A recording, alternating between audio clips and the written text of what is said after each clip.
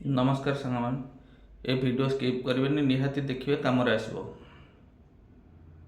आपण मैंने मार्केट रे बुलवा टाइम रे देखि पेट्रोल पंप रे पेट्रोल पकेवा समय रे हो किंबा कौन शॉपिंग मॉल रे हो किंबा कौन मेला रे आपण बुलुछंती सेठी भी हो आपण को किछि लोक थिबे लोक कौन पूरा युवक कम बयस पिला गुड़ा झील गुड़ा प्रायतः से मैंने रखी था टार्गेट कर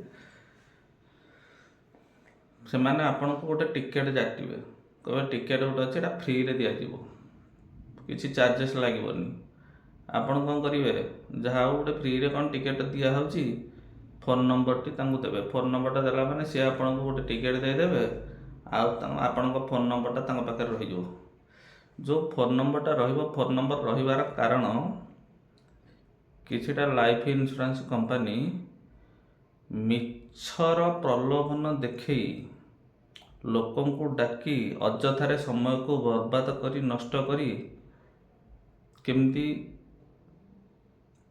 इंश्योरेंस करिवार माने जार भी इच्छा नथिबो ताऊ केमती प्लानिंग करी इंश्योरेंस करिवार बाटर तरीकाटा से माननको बेस भल भाव जना से भिडियोटा पकेली जेहेतु मो सहित घटी मुझे से भुक्तभोगी मुझे आगु जानी से सब जिन मो सहित तो घटनी आमर ये घर ओनर जी अच्छा सी मत डाकिले कहले चलतु रे जिभा आमर गोटे लटेरी आसी कहली खी लटेरी ना हाँ गोटे कौन रूपार मूर्ति गोटे देवे 5 इंच आउ लटेरीटा आसी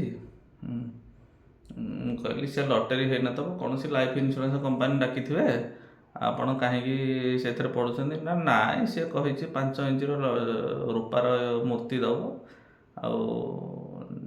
पुआ तो नाई आपन टे चलतु जाइए देखा नहीं आसवा जदि नहला ना मुझे कहली मौसा माउसी जमा मानिले मौसा पुणी सेंट्रल गवर्नमेंट सर्विस करते बहुत ज्ञानी सी पुणी आसी झील पुणी खोर्धार से टीचर हाईस्कल टीचर अच्छा सी पुणी दिज जाक एका साथ लटे टिकेट काटी पुणी जीति सी पुणी खोर्धार दौड़ जहाँ हो सी आसी लटेरी सहित पुणी आई चेकअप फ्री कड़े रोचे पूरा लाइफ टाइम हो ठीक अच्छे चलतु जा मना कर सी जो कहते चलतु जा ठीक अच्छे गाड़ी नहीं आम से बारंबार बारंबार कॉल कर जदि लटेरी किए दबार अच्छी से कहीं केते कॉल कर तार कौन आवश्यकता अच्छे आप कहतु निजे भी चिंता करूँ माने अध घंटे के थरे गोटे गोटे कॉल आप बाहर आपण कौटी है कौन कले एमती सब पूरा विभिन्न क्वेश्चन से कर चली था आम लोकेशन आमको देदेले जहाँ हो लोकेशन जमी देदेले से लोकेशन हिसाब से आम से पहुँची गलु पहुँचीगला से सिस्टमटा को आप देखु कौ टाइप से मैंने करती आम जो लोकेशन रे पहुँचलु तांगर गोटे झील आसला कम बयस पिलाटा आमको रिसीव कला रिसीव कर सीधा ऑफिस रे पहुँचला ऑफिस रे जोटा बाहर बसवाई जो रूमटा अच्छी से रूम रे आमको बसईदे बसला भितर माने बहुत सुंदर है पूरा घर पूरा एसी बेसी लगी पूरा भल सुंदर देखा भी जमती गोटे ऑफिस आप भावे कि गोटे बड़ काम आपन को निहाती से 15 मिनट बसवे 15 मिनट बसला आप ठंडा हे ठंडा हाँ भितर दिज आउ दिज आसवे दांत देखी जी आपण आपन को जो डका होता आप जमती कहीं क्या चिन्ह ना से भितर आप फिल करेंगे किंतु समस्ते समस्त को जानी था यहाँ हूँ गोटे अभिनय किसी समय गला पर गोटे पूरा टिपटप जमी मैनेजर स्टाइल ड्रेस आप देखी जमी गोटे सूट फुट पिंधिकी पूरा चिकन ड्रेस पिंधि गोटे झील आसला आसिकी फटकिना से भीतर आसला जमी किसी जानी आसिकी नमस्कार टे पकड़ा नमस्कार ठीक अच्छे ना मुझे आज एडभाइजर बोले हाँ କ'ଣ ଆଡ଼ଭାଇସ୍ ଦେବେ ଠିକ୍ ଅଛି, କ'ଣ ଲଟେରୀ ଫଟେରୀ ଦେବେ ଆମେ ନେଇକି ଯିବା ଆଉ। ମନେ ମନେ ମଉସା ଖୁସି ଅଛନ୍ତି, ଲଟେରୀ ନେଇକି ଯିବେ। ତା ଭିତରେ ପଶିଗଲୁ, ଅଫିସ୍ ଭିତରେ ପଶିଲା ଭିତରେ ପୁରା ଗୋଲର କାଚ ଟେବୁଲ୍ ଗୋଟେ ପଡ଼ିଛି, ଆଉ ସିଟ୍ ବି ଅଛି। ସେ ଆମକୁ ପାଠ ପଢ଼ାଇବା ସବୁ ଷ୍ଟାର୍ଟ କଲା ଯେ ଲାଇଫ୍ ଇନ୍ସୁରାନ୍ସ ବିଷୟରେ ଆମକୁ କହିଲେ। ମୁଁ କହିଲି ଆମକୁ ତ ଲାଇଫ୍ ଇନ୍ସୁରାନ୍ସ, ମଉସା କିଛି କହୁନାହାନ୍ତି, ମଉସା ଚୁପଚାପ ବସିଛନ୍ତି। ମୁଁ କହିଲି ମଉସା ତମେ ଯାହା କହିବା କଥା କୁହ। ଚୁପଚାପ ବସିଛନ୍ତି। ସେ ଲାଇଫ୍ ଇନ୍ସୁରାନ୍ସ ବିଷୟରେ ଆରମ୍ଭ କଲେ। ଆଉ ଆପଣ ଶ୍ରୀରାମର ପାମ୍ପଡ଼ କ'ଣ ଏକ୍ସପ୍ଲାନେଟ୍ ଭିତରେ ଏଇଟା ହେଇଥିଲା, ଏକ୍ସପ୍ଲାନେଟ୍ ଭିତରେ ଯେହେତୁ ଭିଡ଼ିଓରେ କହିବାକୁ ଚାହୁଁନଥିଲି ତଥାପି କହୁଛି ହେଲା, କମ୍ପାନୀର ନାଁଟା ଏକ୍ସପ୍ଲାନେଟ୍ ଭିତରେ ସେ କରିଛନ୍ତି। କହିଲେ କି ଆମେ ଶ୍ରୀରାମର ପାମ୍ପଡ଼ ଆଉ ଶ୍ରୀରାମର ଆଚାର କ'ଣ କ'ଣ ଶ୍ରୀରାମର ଫୁଡ଼୍ ଆଇଟମ୍ ବିଷୟରେ ସେ ସବୁ ଆମକୁ କୋଶ୍ଚିନ୍ କଲେ। ଯେ ଆପଣ ଖାଆନ୍ତି ନା ନାହିଁ, ଭଲ ମନ୍ଦ ଏସବୁ ଜିନିଷ ସବୁ କୋଶ୍ଚିନ୍ କଲେ। ସେଇଟା ହେଉଛି ଶ୍ରୀରାମର ଲାଇଫ୍ ଇନ୍ସୁରାନ୍ସ କମ୍ପାନୀ ଥିଲା। ଶ୍ରୀରାମର ବି କାର୍ଡ଼ ସେ ଗୋଟେ ଦେଇଥିଲେ। କହିଲି ହଁ, ଶ୍ରୀରାମର ତ ପାମ୍ପଡ଼ ଫାମ୍ପଡ଼ ସବୁ କିଛି ଭଲ ଅଛି, ସବୁ କିଛି ଟେଷ୍ଟ ବି ଲାଗେ, ଆପଣମାନେ ବି ୟୁଜ୍ କରୁଥିବେ, ଭଲ ଲାଗେ ନା, କିଛି ଅସୁବିଧା ନାହିଁ। ହେଲେ ଶ୍ରୀରାମ ଲାଇଫ୍ ଇନ୍ସୁରାନ୍ସ ସାଥିରେ ପାମ୍ପଡ଼ର କାମ କ'ଣ ଅଛି, ସାମଞ୍ଜସ୍ୟ କ'ଣ ଅଛି?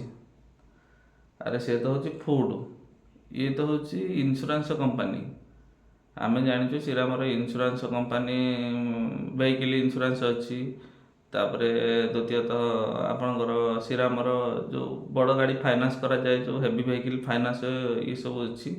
ଏଇଟା ହେଉଛି ଶ୍ରୀରାମର ଇନ୍ସୁରାନ୍ସ କମ୍ପାନୀ, ଇନ୍ସୁରାନ୍ସ ବି ହେଉଛି। ଶ୍ରୀରାମର ବି ଆମର ଯେଉଁ ହାଉସିଂ ଲୋନ୍ ବିଷୟରେ ସେସବୁ ଜିନିଷ ବିଷୟରେ ଜାଣିଛୁ। ପାମ୍ପଡ଼ ସାଥିରେ ଆର କ'ଣ ସାମଞ୍ଜସ୍ୟ ମୁଁ କିଛି ବି ବୁଝିପାରୁନି। ନା ଆପଣଙ୍କୁ ଯିଏ ଫୋନ୍ କରିଥିଲେ ସେ କହିନାହାନ୍ତି?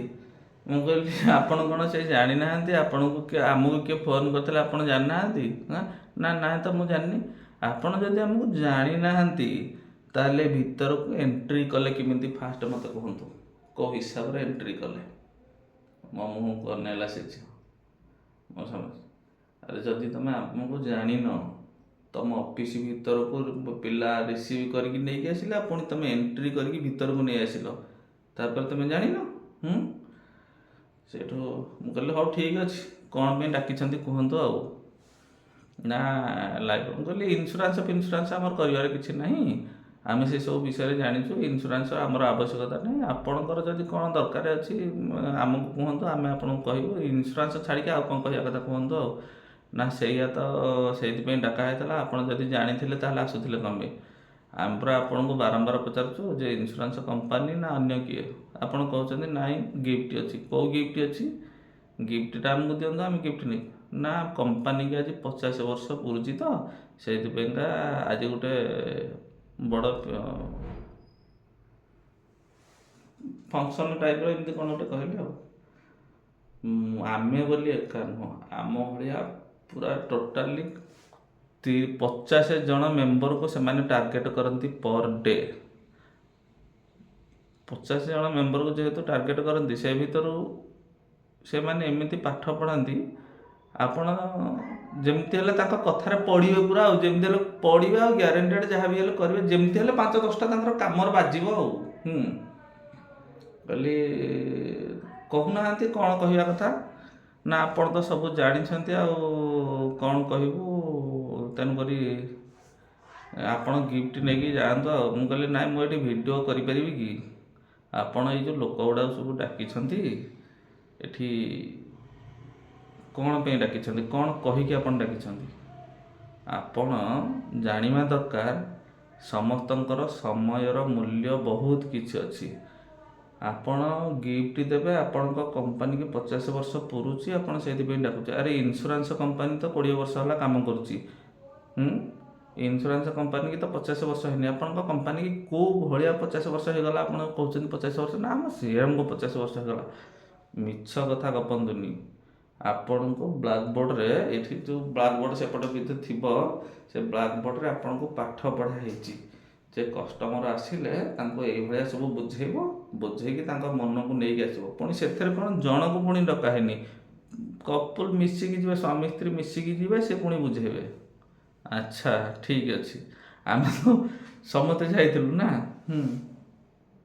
କହିଲି ଆପଣଙ୍କର ଗୋଟେ ଟ୍ରେନିଂ କ୍ଲାସ୍ ଅଛି, ଆପଣଙ୍କର ଜଣେ କିଏ ସାର୍ ଥିବ ଯିଏକି ସେ ବାରମ୍ବାର କି ଆପଣ କ୍ଲାସ୍ କରୁଥିବେ ଯେ ଲୋକମାନଙ୍କୁ ଏମିତି। ମୁଁ କିନ୍ତୁ ଯେଉଁ କୋଶ୍ଚିନ୍ କଲି ତାଙ୍କ କ୍ଲାସ୍ର କୋଶ୍ଚିନ୍ କିଛି କଲିନି। ମୁଁ ଜାଣିଛି ତାଙ୍କର କ୍ଲାସ୍ ହୁଏ, ସେ କ୍ଲାସ୍ରେ ସେମାନେ ଯାହା ବତେଇଥାନ୍ତି ସେମାନେ କୋଶ୍ଚିନ୍ କରନ୍ତି। ଆଉ ସବୁ ଏଜୁକେଟେଡ଼ ଝିଅ ଗୁଡ଼ା, ସୁନ୍ଦର ସୁନ୍ଦର ଝିଅ ଗୁଡ଼ାକୁ ସେମାନେ ନିଯୁକ୍ତି ଦେଇଥାନ୍ତି, ଯେଉଁଟାକି କାମ ହେବ। ଆଉ ସେଇଠୁ ମୋତେ ମୁହଁକୁ ଅନେଇଲା, କହିଲା ଆପଣ କରନ୍ତି କ'ଣ? ମୁଁ କହିଲି ମୁଁ ଯାହା ବି କରେ ସେଥିରେ କିଛି ନାହିଁ, ଆପଣଙ୍କର କାମଟା କ'ଣ? ଆପଣ କେତେ ଟଙ୍କା ସାଲେରୀ ପାଆନ୍ତି ଏଠୁ? ମୋତେ କହିଲା 40,000 ସାଲେରୀ ପାଆନ୍ତି। ମୁଁ କହିଲି ହଁ, ପ୍ରାଇଭେଟ୍ କମ୍ପାନୀ, ଆପଣଙ୍କୁ 40,000 ସାଲେରୀ ଦେଉଥିବ, ଆଉ ଠିକ୍ କଥା। ଆଉ କିଛି ସମୟ ରହିଲା ପରେ ମୁଁ କହିଲି ଭିଡ଼ିଓ ମୁଁ କରିବି ନା ଯେତେ ଜଣ ଏଇଠି ଅଛନ୍ତି ସମସ୍ତଙ୍କୁ ଚିଲେଇକି କହିବି ଏଇଟା ମିଛରେ ଡକା ହେଇଛି ବୋଲି? ମୋତେ ଖାଲି ଆମକୁ ମିଛରେ ଡାକିଛନ୍ତି ନା ସମସ୍ତଙ୍କୁ ମିଛରେ ଆପଣ ଡାକନ୍ତି କେମିତି? ସେଠୁ ମୁଁ କହିଲି ତମ ମ୍ୟାନେଜରକୁ ଡାକ। ସେଠୁ ଆଉ ଜଣେ ଝିଅ ତା ଭିତରୁ ବାହାରିକି ପଳେଇ ଆସିଲା, ଆସିକି ପୁଣି ଆମ ଟେବୁଲ୍ ଉପରେ ବସିଲା। ଟେବୁଲ୍ରେ ବସିଲା, କହିଲା କୁହନ୍ତୁ ଆଜ୍ଞା। ମୁଁ କହିଲି ଆପଣ ଆମକୁ କ'ଣ ପାଇଁ ଡାକିଛନ୍ତି? ନା କ'ଣ ପାଇଁ ଡାକା ହେଇଛି କୁହା ହେଇନି? ମୁଁ କହିଲି କୁହା ହେଇନି, ଗାଲୁଆ ଗପଟା ଆପଣ ଗପନ୍ତୁନି, ସିଧା କୁହନ୍ତୁ ଆପଣ କ'ଣ ପାଇଁ ଡାକିଛନ୍ତି, କାରଣଟା କ'ଣ? ସେ କାରଣଟା ମୋତେ ଟିକେ ବୁଝେଇ ଦିଅନ୍ତୁ, ଆମେ ବୁଝିଛୁ। ନା ଯିଏ ଫୋନ୍ କରିଥିଲେ, ମୁଁ କହିଲି ଆପଣ ଗାଲୁଆ ନା ଆପଣ ଅଫିସ୍? ଯିଏ ଫୋନ୍ କରିଥିଲେ ମାନେ କେତେ ଜଣ ଆ ଦେହରେ ମେମ୍ବର ଅଛନ୍ତି କି? କିଏ ଫୋନ୍ କରୁଥିଲେ, ମନ ଇଚ୍ଛା ଫୋନ୍ କରିଦେଉଛନ୍ତି? ଆପଣ ଗିଫ୍ଟ କହିକି ଯାଉଛୁ, ଆପଣଙ୍କର ଆଉ କିଏ ଅଛନ୍ତି କହିଲେ? ଆଉ ଆପଣଙ୍କଠୁ ଉଚ୍ଚ ଲେବୁଲ୍ରେ କିଏ ଅଛି? ପୁରା ଟୋଟାଲି ସଂସ୍ଥାକୁ କିଏ ବୁଝୁଛି କହିଲେ? ସିଧା ମୋତେ ତାକୁ ନେଇକି ଆସିଲେ। ନା କ'ଣ ହେଲା କହୁନାହାନ୍ତି? ମୁଁ କହିଲି କାହିଁକି ଡାକିଛନ୍ତି ନା କ'ଣ ହେଲା, କାରଣଟା କ'ଣ? ନା କମ୍ପାନୀକି 50 ବର୍ଷ ପୂର୍ବେ ଆପଣ ଏମିତି ମାର୍କେଟରୁ ଲୋକଙ୍କୁ ଡାକିକି ଆଣିକି ଏମିତି ସବୁ ଗିଫ୍ଟ ଦେଲା ବାଲା ଆପଣ ଅଛନ୍ତି? ନାଇଁ, ଏ ଗଭର୍ଣ୍ଣମେଣ୍ଟ ଚାକିରି କରିଛନ୍ତି, ତାଙ୍କୁ ଡାକିକି ପୁରା ପାଠ ପଢ଼ାଉଛନ୍ତି। କେତେ ଲୋକଙ୍କୁ ଏଇଠି ପାଠ ପଢ଼ାଇ ଚାଲିଛନ୍ତି ଏଇଭଳିଆ ମିଛରେ? ସେଠୁ କହିଲେ ତାହେଲେ ମାର୍କେଟ, ସେ ଝିଅ ମୋତେ କହୁଛି ତାହେଲେ ମାର୍କେଟ କେମିତି ହେବ? ମୁଁ କହିଲି ମାର୍କେଟ ହେବ ଠିକ୍ ଅଛି, କିନ୍ତୁ ସବୁ କରିବେ ଲୋକଙ୍କ ଡୋର୍ ଯାଆନ୍ତୁ, ମାର୍କେଟ କରନ୍ତୁ। ଲୋକଙ୍କୁ ଲଟେରୀର ପ୍ରଲୋଭନ ଦେଇ, ମିଛର ପ୍ରଲୋଭନ ଦେଇ ମାର୍କେଟିଂ କରିବା, ଏଇଟା ହେଉଛି ବହୁତ ଅପରାଧ। ଆପଣ ଜାଣିଛନ୍ତି? ଆପଣଙ୍କ ନାଁରେ ସମୟ ପାଇଲେ ମୁଁ ଯାଇ କେସ୍ କରିବି। ମୋତେ ମିଛରେ ଡାକିକି ମୋ ସମୟକୁ ଏଇଠି ବର୍ବାଦ କରିଛନ୍ତି।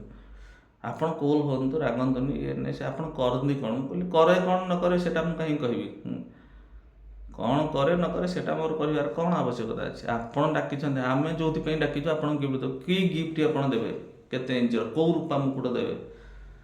ସେଠୁ କହିଲା ହଁ ଆମେ ତ ଦେବୁ, ଆମେ ଡାକିଛୁ, କ'ଣ ଦେବେ କହୁନାହାନ୍ତି? ସେ ଯେଉଁ ଦିଅନ୍ତି ଆପଣ ବିଶ୍ୱାସ କରିବେନି। ଆପଣମାନେ ନେଇକି ଆସିଥିବେ, କେତେବେଳେ ଦେଖିଥିବେ ଗୋଟେ କାଚ ବାଉଲ 3-4ଟା ଦେବେ, ନହେଲେ ଯେଉଁ ଅନଲାଇନ୍ରେ ମିଳୁନି ସେଇଟା ଲେଖା ହେଇଥିବ ସିଲଭରର ଲେଖା ହେଇଥିବ, ଯେମିତିକି ଭିତରେ ଗୋଟେ ପତଳାର କାଗଜ ଟାଇପ୍ର ଦିଆ ହେଇଥିବ, ତା ଉପରେ କୋଟିଂ ହେଇଯାଇଥିବ, ଗ୍ଲାସ୍ କୋଟିଂ ହେଇଯାଇଥିବ। ତାର ଦାମ ଅନଲାଇନ୍ରେ ଦେଖେଇଦେବି ଆପଣ ମାତ୍ର 50-60 ଟଙ୍କା। ସେଟାକୁ ସେ ପୁରା ସିଲ୍ କରିକି ପ୍ୟାକେଜ୍ କରି ଆପଣଙ୍କୁ ସେଇଟା ଗିଫ୍ଟ ଆକାରରେ ଦେଇଦେବେ। ମୋ କହିବାର କଥା, ଆପଣମାନେ ଯଦି କରିପାରୁନାହାନ୍ତି, ଲୋକଙ୍କୁ ମିଛ ପ୍ରଲୋଭନ ଦେଖେଇ, ମିଛରେ ଲଟେରୀ ଜିତିଛନ୍ତି କହି, ଭଲ ମନ୍ଦ କହି ଏସବୁ ଡାକନ୍ତୁ ନାହିଁ। କାହିଁକି ଡାକିବେ? କାହିଁକି, କ'ଣ ପାଇଁ? ଆମ ସମୟକୁ କାହିଁକି ଆପଣ ବର୍ବାଦ କରିବେ? ମୁଁ ଆପଣଙ୍କ କମ୍ପାନୀର ନାଁ ନେଇକି ଏଇଥିପାଇଁ କହିଲି, ଆପଣ ଆମକୁ ଡାକିଥିଲେ ଏକ୍ସପ୍ଲାନେଟ୍ ଭିତରକୁ, ଡାକିଥିଲେ ଏକ୍ସପ୍ଲାନେଟ୍ ଉପରେ ଆପଣଙ୍କର ଅଫିସ୍ ଅଛି, ସେଠି ଡାକି ଆପଣ ଆମକୁ ପୁରା ହାରାସମେଣ୍ଟ, ମେଣ୍ଟାଲ ହାରାସମେଣ୍ଟ କରିକି ଆମକୁ ଛାଡ଼ିଛନ୍ତି। ଜଣେ ଖୋର୍ଦ୍ଧାରୁ ଆସିଛନ୍ତି, ତାଙ୍କ ଟିଚିଂ ଦେଉଛନ୍ତି, ଖୋର୍ଦ୍ଧାରୁ ଆସିଛନ୍ତି କେତେ କିଲୋମିଟର, ଖୋର୍ଦ୍ଧାରୁ 40 କିଲୋମିଟର ଦୂରରେ ସେ ଥିଲେ, ସେ ପୁଣି ଆସିଛନ୍ତି। ଭିଡ଼ିଓ ପକାଇବାର କାରଣ ଲୋକ ସମସ୍ତେ ଜାଣନ୍ତୁ। ଦୟାକରି ଏ ଭିଡ଼ିଓକୁ ସମସ୍ତେ ସେୟାର କରନ୍ତୁ। କିଛି ନା କିଛି ଜାଣିପାରିବେ ଲୋକ ଯେ ମିଛରେ ଏସବୁ ଲୋକ ଲଟେରୀ ପୁରା ପ୍ରଲୋଭନ ଦେଖେଇ ଡାକିକି ଏମାନେ ମେଣ୍ଟାଲ ହାରାସମେଣ୍ଟ କରି ଲୋକଙ୍କୁ ମିଛ ପ୍ରଲୋଭନ ଲୋନ୍ କରିଦେବୁ, ନହେଲେ କିଛିଟା ଆପଣଙ୍କର ବେନିଫିଟ୍ ଏଇଟା ହେଇଯିବ, ସେଇଟା ହେଇଯିବ। ଆମେ ଜାଣିଛୁ, ଆମର ଇଚ୍ଛା ହେବ ଆମେ ଇନ୍ସୁରାନ୍ସ କରିବୁ ନ କରିବୁ ସେଇଟା ଆମ ଇଚ୍ଛା, ଆମ ଘରକୁ ଆସିବ, କହିବ, ବୁଝେଇବ କିମ୍ବା ଫୋନ୍ କରିବ କିମ୍ବା ଫୋନ୍ରେ ସତ କଥା କହିଦେବ। ତୁମେ ଯଦି ବାଣ୍ଟିଲ ଫୋନ୍ରେ ସିଧା ସତ କଥା କହିବ, ନାଇଁ ଆମେ ଇନ୍ସୁରାନ୍ସ କମ୍ପାନୀରୁ ଡାକୁଛୁ। ଫୋନ୍ କଲା ପର୍ଯ୍ୟନ୍ତ ଗଲା ପର୍ଯ୍ୟନ୍ତ ତୁମେ ଟୋଟାଲି କହୁନ ଯେ ଆମେ ଇନ୍ସୁରାନ୍ସ କମ୍ପାନୀରୁ ଡାକୁଛୁ କି ଭଲ କରୁଛୁ ମନ୍ଦ କରୁଛୁ। ତୁମେ ମିଛ ପ୍ରଲୋଭନ ଦେଖେଇକି ଡାକିବ। ପହଞ୍ଚି ଯାଇ ସାରିଲା ପରେ ଆମେ ଇନ୍ସୁରାନ୍ସ କର। କାହିଁକି ଆମେ ଇନ୍ସୁରାନ୍ସ କରିବୁ?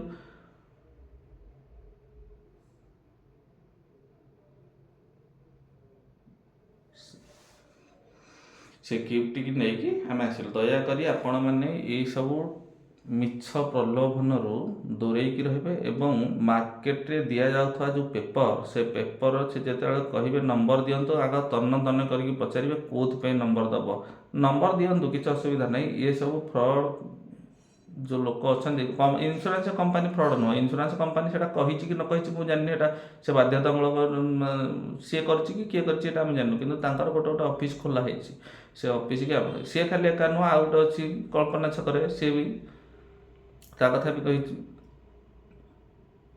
ଆପଣ ଏଇ ମିଛ ପ୍ରଲୋଭନରେ ପଡ଼ିବେନି କି କେବେ ହେଲେ ସମୟକୁ ବର୍ବାଦ କରିବେନି। ଯଦି ଆପଣଙ୍କର ଇଚ୍ଛା ଅଛି ଇନ୍ସୁରାନ୍ସ କରିବାର, କୌଣସି କମ୍ପାନୀରେ ଆପଣ ଇନ୍ସୁରାନ୍ସ କରିପାରନ୍ତି, ସେଇଟା ଆପଣଙ୍କର ଇଚ୍ଛା, କିନ୍ତୁ ମିଛ ପ୍ରଲୋଭନରେ କେବେ ଶିକାର ହେବେନି କି କାହା କଥାରେ ପ୍ରଲୋଭିତ ହୋଇ ମୋତେ ଲଟେରୀ ମିଳିଯିବ କି ଏସବୁ ଜିନିଷ ଜିତିଯିବି ମୁଁ, ସେ କଥାକୁ ନିବୃତ୍ତ ରହିବେ।